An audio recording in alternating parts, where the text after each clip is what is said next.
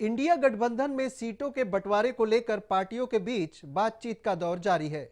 दिल्ली में रविवार को कांग्रेस और विभिन्न दलों के साथ बैठक हुई, जिसमें एक फार्मूले में सहमति बनने का दावा सभी कर रहे हैं, लेकिन इस दावे में कितनी सच्चाई है, देखिए यह रिपोर्ट।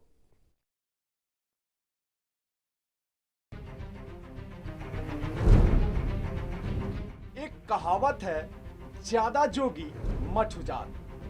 इंडिया गठबंधन में जिस तरह से सीट शेयरिंग को लेकर मंथन या कहें कि सिर्फ उटव्वल चल रहा है, इससे तो इस कहावत को बल मिलता दिख रहा है। अपने शैशव काल से ही वर्ष 2024 कई तरह के संकेत और अलग होने का एहसास दिलाने लगा। आखिर उसे विरासत में पिछले वर्ष 2023 की झीनी झीनी उम्मीदों और ढेर सारी नाउम्मीदों का झूला जो मिला है। इस बिसात पर भाजपा अयोध्या में राम मंदिर के 22 जनवरी के उद्घाटन के भव्य इवेंट और देश भर में कई यात्राओं के जरिए ध्रुवीकरण साधने में जुटी है, जबकि विपक्षी दलों का कुनबा आज भी साथ होने के बावजूद साथ होने का दिखावा कर रहा है। पहले बात करते हैं बिहार की, जहां सीटों के बंटवारे को लेकर रविवार को दिल्ली में कांग्रेस और राजद नेताओं की पहली बैठक हुई थी। इसमें आरजेडी की तरफ से सांसद मनोज झा शामिल हुए थे।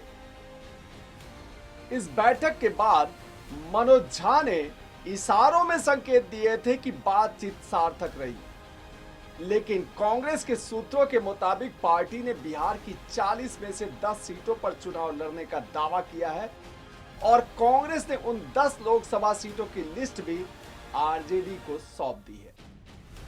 कहा जा रहा है कि आरजेडी अब इसे लेकर जदयू से बातचीत करेगी। इससे पहले नीतीश के खास कहे जाने वाले मंत्री विजय चौधरी ने जो मांग रखी है, वह कांग्रेस और आरजेडी के लिए गले की हड्डी बन गई है।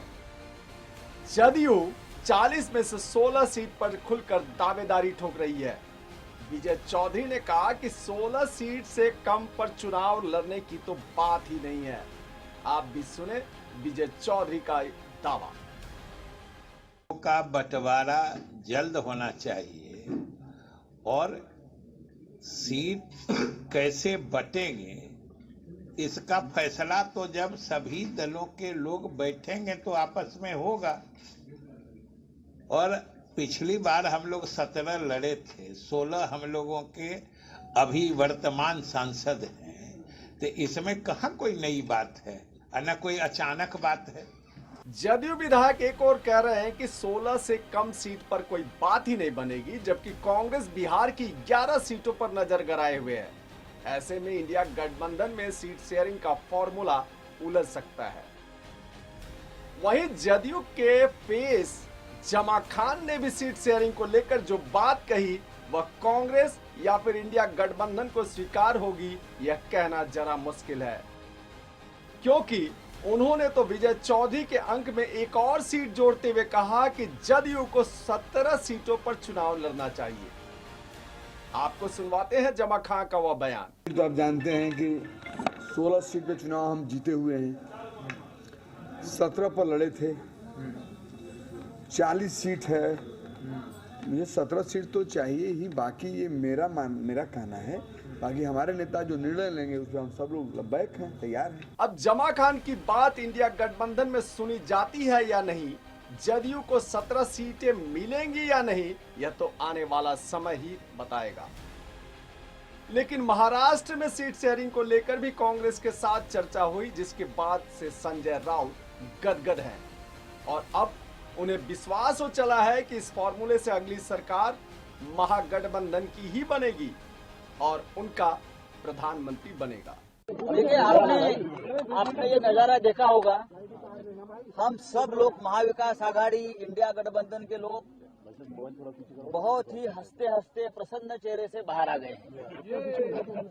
उसका मतलब आप समझ लीजिए, आज महाराष्ट्र में जो महाविकास आघाड़ी है उसमें शिवसेना, कांग्रेस, नेशनलिस्ट कांग्रेस पार्टी यानी राष्ट्रवादी कांग्रेस पार्टी की एक सीट शेयरिंग के बारे में एक महत्वपूर्ण बैठक दिल्ली में मुकुल वासनिक जी के घर पर हो गई, जहां कांग्रेस की तरफ से आपने देखा होगा कि रमेश केंतियाल जी है, अशोक गहलोत साहब थे, मोहन प्रकाश जी, अशोक राव चौहान, सलमान खुर्शीद साहब थे, मुकुल वासनिक जी तो चेयरमैन थे, उनके घर में हम बैठे हैं। हाँ, और महाराष्ट्र से नाना पटोले साहब आए थे, बाला साहेब थोराट है, अशोक चौहान जी है, और एनसीपी से जितेंद्र आवाड जी है, और मैं खुद और हमारे विनायक राउत जी भी थे। मैं बहुत ही संक्षिप्त में इतना ही कहूंगा कि ये पूरे संघर्ष का जो दौर चल रहा है उसमें हम सब एक साथ हैं, एक साथ रहेंगे, एक साथ चुनाव लड़ेंगे, और महाराष्ट्र एक ऐसा राज्य बनेगा जहां ज्यादा से ज्यादा सीटें इंडिया गठबंधन के हम चुनकर लेके आएंगे। हमारे में कोई मतभेद नहीं है सीट शेयरिंग में, सभी सीट पर 1 to 1 बात हो गई है और लगभग हमारी सबकी सहमति उस पर हो गई है। बोलिए। जी हाँ, सीट शेयरिंग पर शिवसेना यूबीटी के सांसद संजय राउत ने कहा कि हम सब एक साथ हैं और एक साथ चुनाव लड़ेंगे।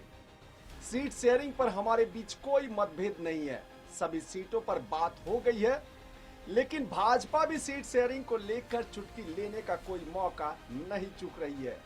सांसद गिरिराज सिंह ने कहा कि इस गठबंधन से अगर किसी को नुकसान होगा तो वह कांग्रेस को होगा, क्योंकि क्षेत्रीय पार्टियां इनको 10% से अधिक सीटें नहीं देंगी।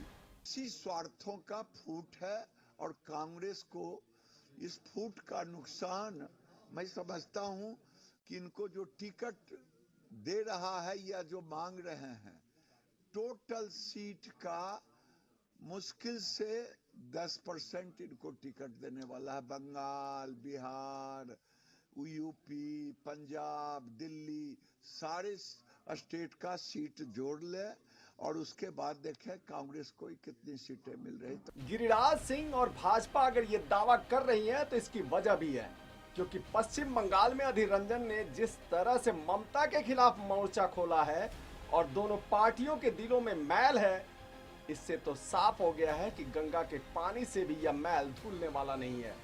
अधीर रंजन तो यहाँ तक दावा करते दिखे कि ममता का मकसद भाजपा को फायदा पहुंचाना है। आपको भी सुनवाते हैं अधीर रंजन का यह दावा। जानता हूं कि हमारे जो सत्तारूढ़ पार्टी है बंगाल की, वो कभी इस तरह की गठबंधन नहीं करने वाली है, क्योंकि इस तरह की गठबंधन अगर होगी तो सबसे ज्यादा दिक्कत होगी मोदी जी को, और मोदी जी को खुश करने की काम बनती है। तो इस तरह की गठबंधन में हर वक्त हर चर्चा में वो रोड़ा डालने की हर संभव कोशिश करती रहेगी। सीट शेयरिंग से पहले अभी और सिरफुटौल होना बाकी है। 18वीं लोकसभा चुनावों की गोटियां सभी पक्ष बिछा रहे हैं। अब देखना है कि किसके कौन से मोहरे कामयाब होते हैं और देश के लोगों का रुख किधर मुड़ता है। Any news bureau.